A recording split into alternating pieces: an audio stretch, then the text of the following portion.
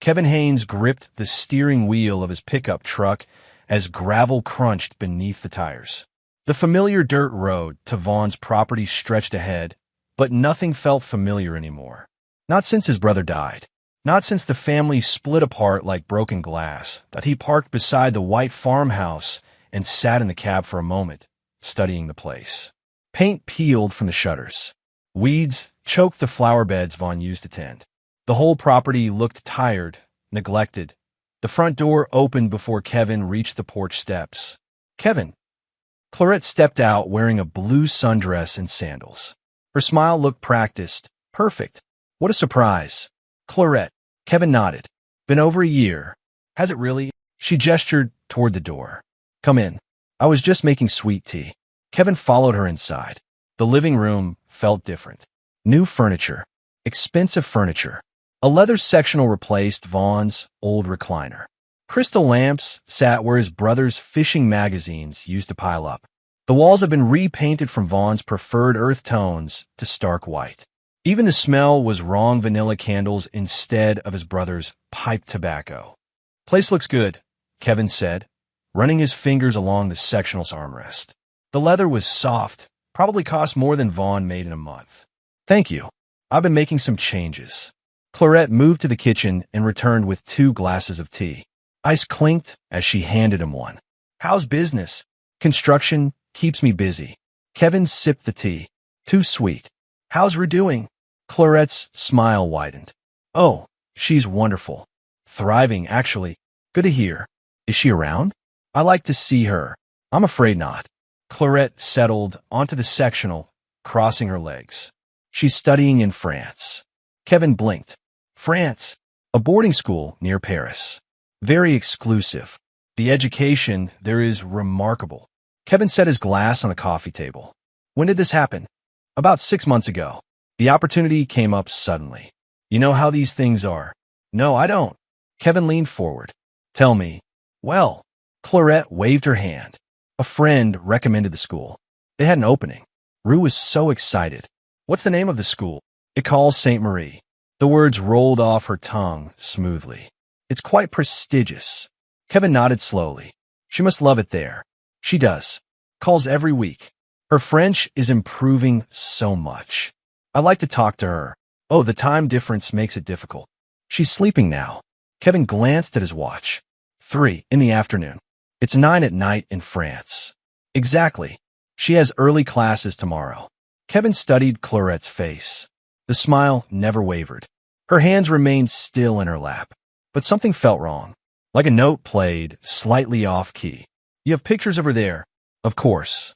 Clarette stood. Let me get them. She disappeared into the hallway. Kevin heard drawers opening and closing. She returned empty-handed. I can't seem to find them right now. You know how these phones are. Kevin stood. Maybe email them to me later. Absolutely. They walked to the front door together. Kevin paused on the threshold. Tell Rue I said hello when you talk to her. I will. Kevin climbed into his truck and started the engine. Through the windshield, he watched Clarette wave from the porch. Her smile looked painted on. He drove to the end of the driveway and pulled over. Neighbors lived on both sides of Vaughn's property. Mrs. Henderson had known the family for 30 years. Kevin walked to her front door and knocked. Kevin Haynes. Mrs. Henderson opened the door wide. Come in, honey. Just stopping by to say hello. Kevin stepped inside her cluttered living room. How have you been? Getting by. Arthritis acts up in this heat. She gestured to a chair. Sit down. You want some coffee? No, thanks. I just came from Clarette's. Oh. Mrs. Henderson's expression shifted. How is she? Seems good. Says Rue's in school in France. Mrs. Henderson frowned. France. Boarding school. Has been for 6 months. That's funny. Mrs. Henderson sat in her recliner. I haven't seen that girl in over a year. Not since Vaughn passed. Kevin felt something cold settle in his chest. You sure? Positive. Used to see her walking to the bus stop every morning. Sweet girl. Always wave. Mrs. Henderson shook her head. Just stopped seeing her one day. Clarette never mentioned France to you. Not a word. Come to think of it, I barely see Clarette either. That boyfriend of hers comes around, though. Boyfriend. Kip something. Drives a black pickup. Parks there most nights. Kevin thanked Mrs. Henderson and drove back toward town. His mind raced through the conversation with Clarette. No photos, no laptop calls, no mention from neighbors. And now Mrs. Henderson hadn't seen Rue in over a year. The pieces didn't fit. Kevin checked into the Wagon Wheel Motel on the outskirts of town. The room smelled like cigarettes and disinfectant. He sat on the bed and stared at his phone, thinking about Clarette's story. École Sainte Marie. He Googled the name. Several schools in France came up, but none near Paris. He tried different spellings. Still nothing that matched what Clarette described like a T10 that night. Kevin drove back to Vaughn's property. He parked a quarter-mile down the road and walked through the woods behind the house. Moonlight filtered through the trees, casting shadows across the yard. The house was dark except for one upstairs window. Clarette's bedroom. A black pickup sat in the driveway. The boyfriend. Kevin circled wide around the house toward the barn. Vaughn had built it himself 20 years ago. Red paint faded to rust. The big doors stood slightly open that a sound stopped him. Faint but distinct, like something scraping against wood. Kevin crept closer. The sound came from behind the barn. He rounded the corner and saw a small shed tucked against the tree line. A new padlock secured the door. The scraping sound came again, from inside the shed. Kevin pulled out his phone and turned on the flashlight. He approached the door and listened. Silence for a moment. Then a soft thump. "Hello," Kevin whispered. Nothing. He examined the padlock. New. Heavy duty. The hasp was screwed into fresh wood. Someone had reinforced the door recently. Kevin found a screwdriver in Vaughn's workshop and returned to the shed. He worked quietly, loosening the screws that held the hasp. Metal squeaked against wood. The door opened inward on rusty hinges. Kevin shined his phone light into the darkness. The smell hit him first. Unwashed bodies. Sour fear. Then he saw her. Rue sat in the far corner on a torn blanket. Thin. Too thin. Her hair hung in greasy strand around her face. Dark circles ringed her eyes. She wore a dirty t-shirt and jeans that looked too big. Rue. She pressed herself against the wall. "Please don't hurt me." Kevin stepped inside and knelt down. The shed was maybe 6 feet by 8 feet. No windows. A bucket in one corner. Empty food containers scattered on the floor. "It's Uncle Kevin, Vaughn's brother." Rue's eyes widened. She studied his face in the phone light. "Uncle Kevin." "Yeah, sweetheart. It's me." Tears started down her cheeks. "I thought you forgot about me." Kevin's hand shook. "No, never." Rue glanced toward the door. "Don't let her know you found me." "Who?" "Clarette. She said if anyone comes looking, she'll make me disappear for real." Kevin forced his voice to stay calm. "How long have you been in here?" "I don't know. Months. Since winter, I think." "Are you hurt?" "Sometimes. When she gets mad." Kevin wanted to scoop her up and carry her away. Every instinct screamed at him to act. But Rue's words echoed in his head. "Don't let her know you found me." "I'm going to help you," Kevin said. "But I need you to be brave a little longer. You won't leave me here. I promise. But we have to be smart about this." Kevin took pictures with his phone. Rue's condition. The bucket. The food containers. The shed interior. Evidence. "I have to go now," Kevin said. "But I'm coming back. Soon. Please don't go." "I have to. But this ends soon, okay?" Kevin kissed her forehead. Her skin felt hot. Feverish, he backed out of the shed and carefully rescrewed the hasp into place. The padlock clicked shut. Each twist of the screwdriver felt like betrayal. But Kevin knew confronting Clarette now would only make things worse for Rue. He walked back through the woods to his truck. His hands still shook as he started the engine. Back in his motel room, Kevin sat on the bed and stared at the photos on his phone. Rue's hollow cheeks, her frightened eyes, the filthy shed that served as her prison. That he opened his contacts and found Nia Carter's number. They dated briefly 10 years ago. Nothing serious, but they'd stayed friends. She worked for the Department of Children and Family Services in Little Rock. Kevin checked the time.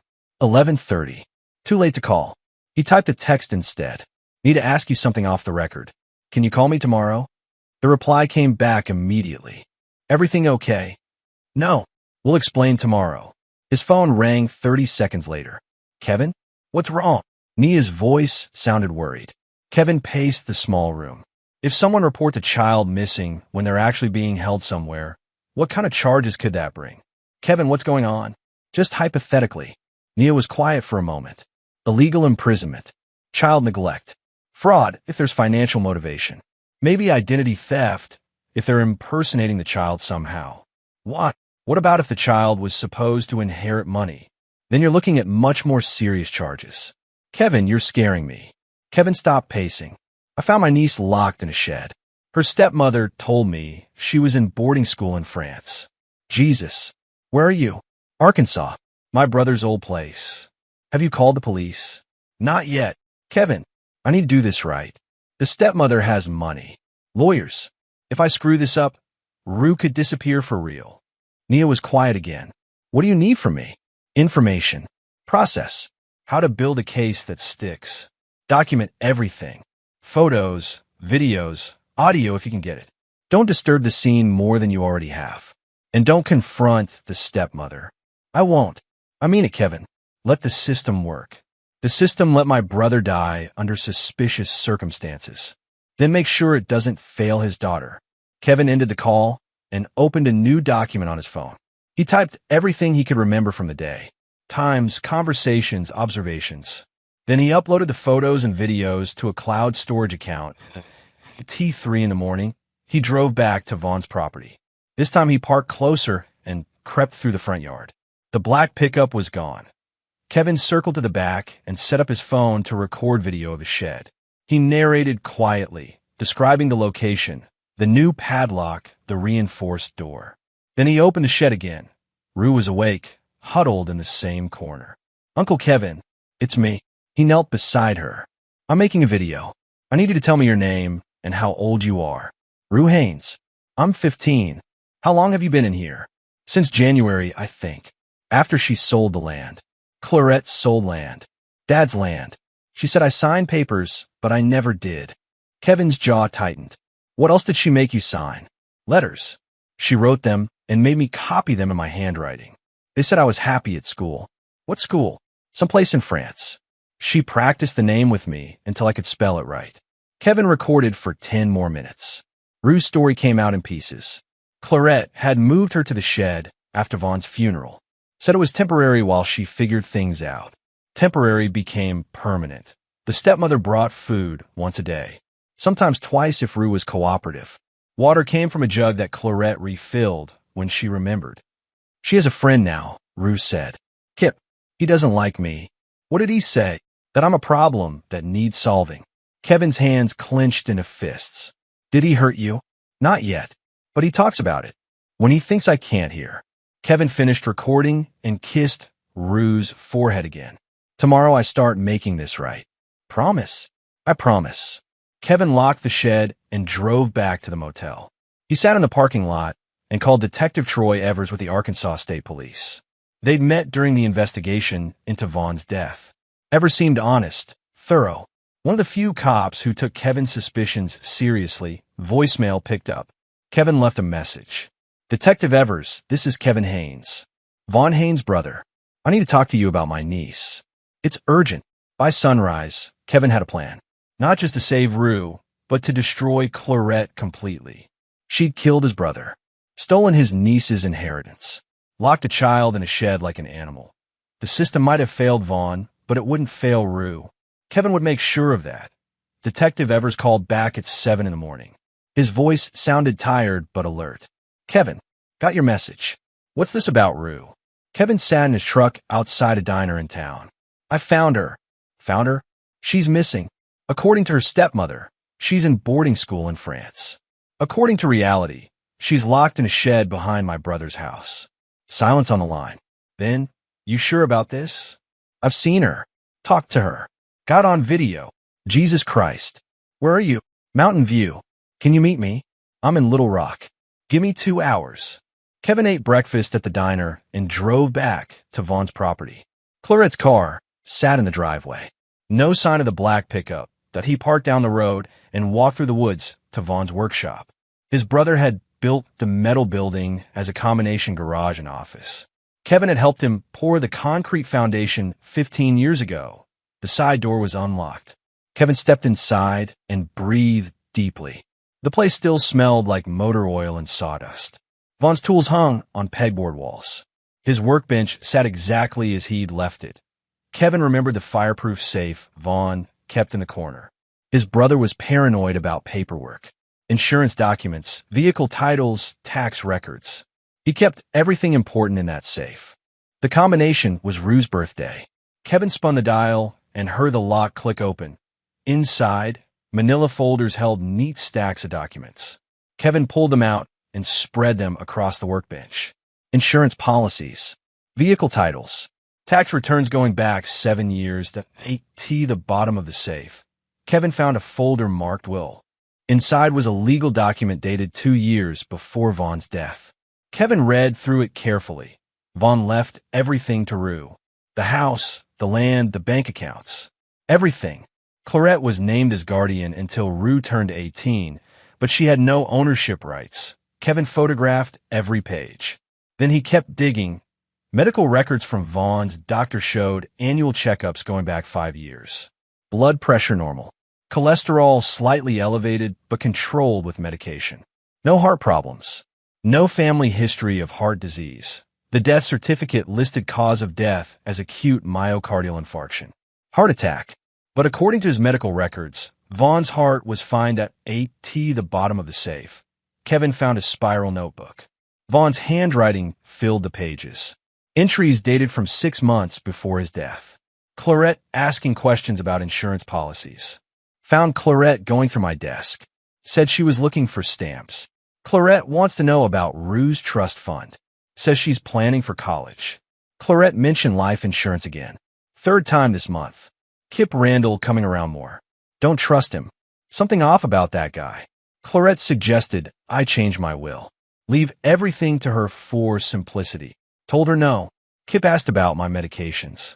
Why would he care about my blood pressure pills? The final entry was dated 1 week before Vaughn's death. Think Clarette is putting something in my coffee.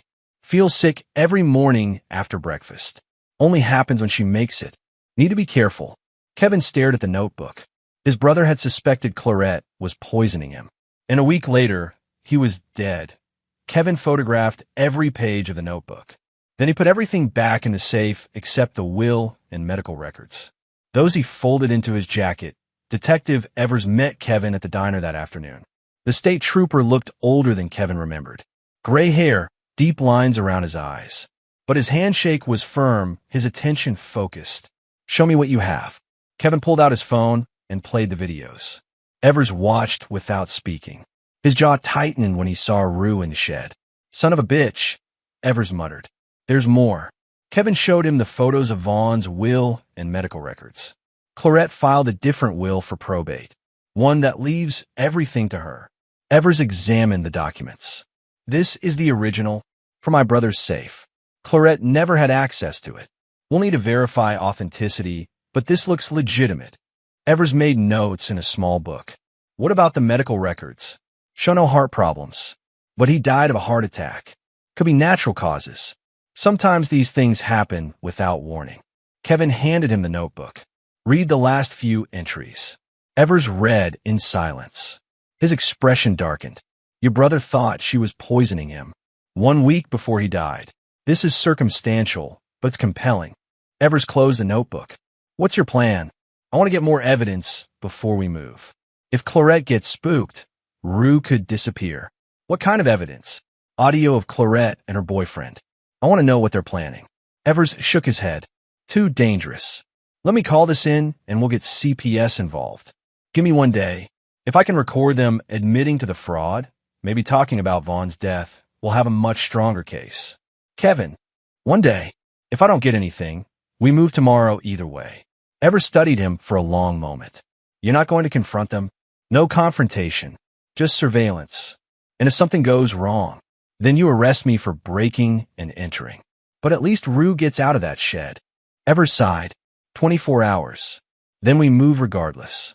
That evening, Kevin parked in the woods behind Vaughn's property and settled in to wait. He brought a thermos of coffee, a bag of sandwiches, and a digital recorder with a long-range microphone. At 8 o'clock, the black pickup arrived. Kevin crept closer to the house and positioned himself beneath the kitchen window. Voices carried through the screen. She eat today. A man's voice. Kip. Some crackers. She'll be fine. Clarette. This can't go on much longer. I know, but we're almost done with the land sales. Another month, and we'll have everything liquidated. What about the kid? Kevin held his breath. I've been thinking about that, Clarette said. There's an old mine shaft about 20 miles north. Deep. No one ever goes there. You sure about this? She's seen too much. Knows too much. And that uncle of hers is asking questions. Kevin, he was here yesterday. Wanted to talk to Rue. I told him she was in France, but I don't think he believed me. Kevin pressed the recorder closer to the window. Maybe we should speed up the timeline, Kip said. How much longer for the land sales? 2 weeks if the paperwork goes through smooth. Then we do it in 2 weeks. Take her to the mine. Say she ran away from school in France. Came home. Had an accident exploring. They'll investigate. Let them. They won't find anything. And by then we'll be in Mexico with the money. Kevin's hands shook as he held the recorder. They were planning to kill Rue. In 2 weeks, he stayed under the window for another hour, recording every word. Clarette and Kip discussed the forged will, the land sales, the fake letters from France. They talked about Vaughn's death like a job well done. The digitalis worked perfect, Kip said. Doctor never suspected anything but a heart attack. Took longer than I expected. Had to be gradual. Build up in his system. Too much at once, and they'd test for poison. Well, it worked. And now we just have to finish cleaning up. Kevin had heard enough. He crept back through the woods to his truck and drove to the motel. The digital recorder held over 2 hours of conversation. Conspiracy to commit murder. Fraud. Admission to poisoning Vaughn. Enough to put them both away for life. Kevin called Nia at 6 in the morning. I need you in Arkansas today. Kevin, I can't just. They're planning to kill her in 2 weeks. I have it on tape. Silence. Then, I'll be there by noon. Kevin's next call was to Detective Evers. I got them. Conspiracy to commit murder. Fraud. Admission they poisoned my brother. Jesus. Where are you? Motel. Can you meet me? On my way. Kevin's third call was to a family law attorney in Little Rock named Patricia Wells. Nia had recommended her the night before. Ms. Wells? This is Kevin Haynes. I need emergency guardianship of my niece. What's the situation? Kevin explained briefly. Wells listened without interrupting. Bring me everything you have. Documents, recordings, photos. If what you're telling me is true, we can have emergency custody orders by tomorrow morning. Kevin met Detective Evers at the diner and played the recordings. The trooper's face went pale as he listened to Clarette and Kip discuss Rue's murder. This is enough for arrest warrants, Evers said. Multiple felonies. When do we move? Tomorrow morning. I need tonight to coordinate with CPS and get warrants signed. Nia arrived that afternoon. Kevin hugged her in the motel parking lot. Thank you for coming. Show me the recordings. They sat in Kevin's room and listened to the entire conversation. Nia took notes, shaking her head. This is the worst case I've seen in 15 years, she said. That poor girl. What's the process? Emergency removal. Medical evaluation. Placement in protective custody. Then we build the case for permanent guardianship. Kevin drove to Little Rock and met with Patricia Wells. The attorney was in her 50s, gray-haired and sharp-eyed. She reviewed the documents and recordings with professional calm. Your brother's will is clear, Wells said. Rue is the sole heir. Clarette has no legal claim to the property or money. What about the forged will? Felony fraud. Multiple counts. Wells made notes on a legal pad. The recordings are damning, but we need to make sure they're admissible. Will they be? Probably. You are on your brother's property, which you have legal right to access as next of kin, and you were investigating potential harm to a minor. Wells prepared emergency custody papers while Kevin waited. The documents named him as temporary guardian pending investigation of abuse and neglect. Judge Harrison is reviewing these tonight, Wells said. If everything checks out, you'll have custody by tomorrow evening. Kevin drove back to Mountain View and met with Detective Evers and Nia at the police station. They planned the operation for the next morning. CPS goes in first, Evers explained. Routine welfare check. While Clarette is distracted, officers secure the shed and get the girl medical attention. What about arrest warrants? Signed and ready. We'll take Clarette and Kip into custody once the child is safe. I want to be there, Kevin said. Absolutely not. You stay away until this is over. Kevin wanted to argue, but Nia put her hand on his arm. Let's do our jobs. Rue needs you thinking clearly, not emotionally. Kevin spent that night in his truck parked outside the motel, staring at Vaughn's property in the distance. Somewhere in that shed, Rue was waiting.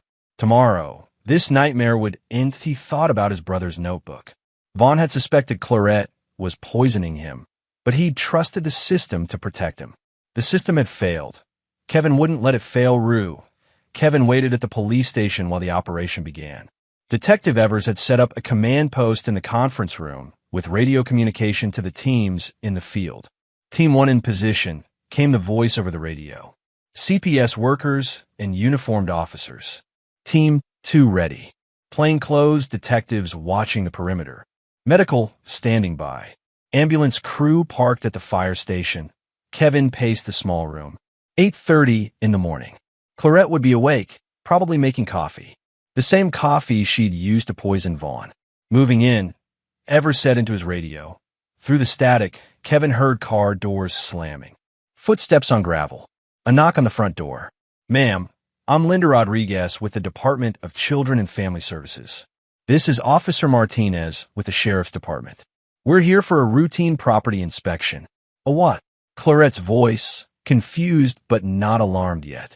Standard procedure, following reports of a missing child. May we come in? Rue isn't missing. She's in school in France. Yes, ma'am. We just need to verify that for our records. Won't take long.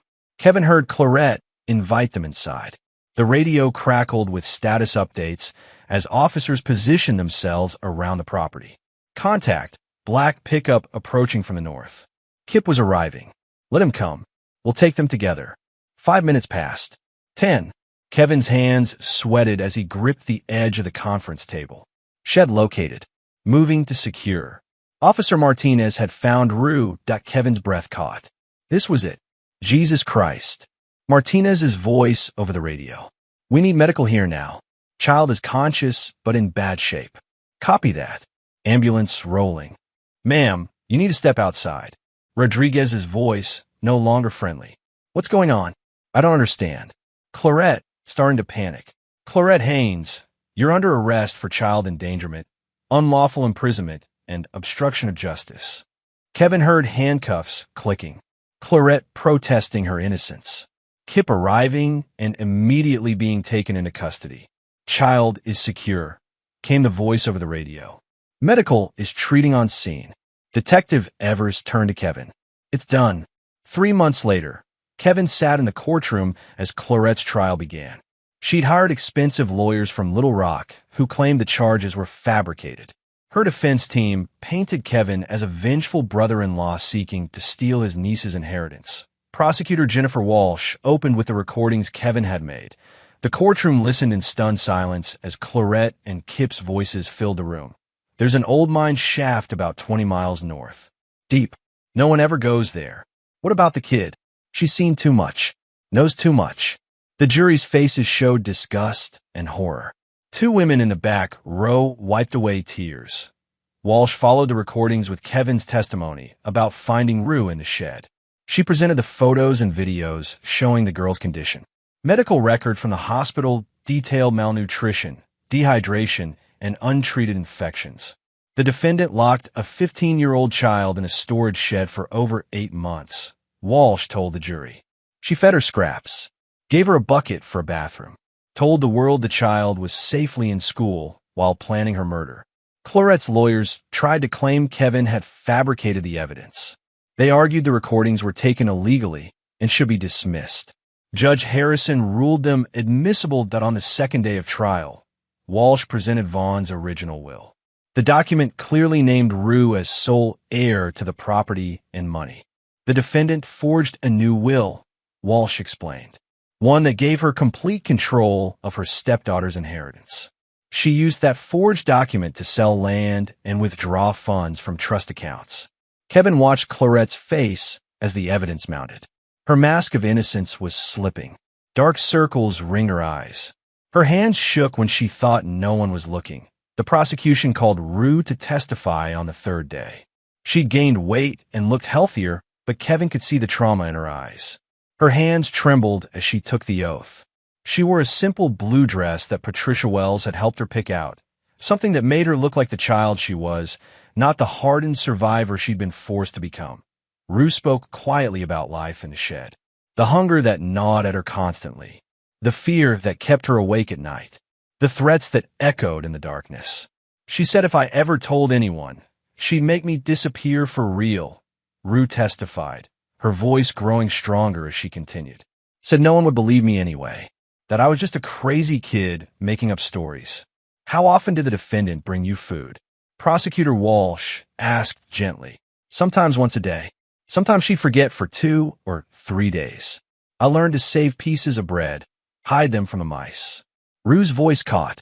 I was always so hungry. Did you sign documents while you were being held?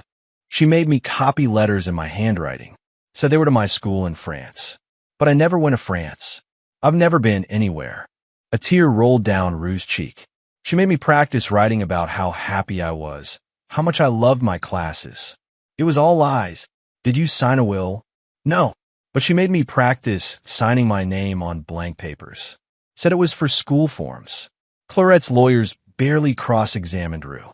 What could they ask? The girl's testimony was devastating and clearly truthful. On the fourth day, Walsh dropped the final bomb. She called Dr. Amanda Foster, the medical examiner who had performed a new analysis of Vaughn's autopsy samples. We found traces of digitalis in tissue samples from the deceased, Dr. Foster testified. Digitalis is a cardiac glycoside that can cause heart failure in sufficient doses. Was this detected in the original autopsy? No. At the time, we weren't looking for it. The death appeared to be natural causes. What changed? New evidence suggested possible foul play. We retested using more sensitive methods. In your opinion, did digitalis contribute to Vaughn Haynes' death? Based on the levels we found, yes. The digitalis would have caused the heart failure that killed him. Kevin felt the air leave his lungs.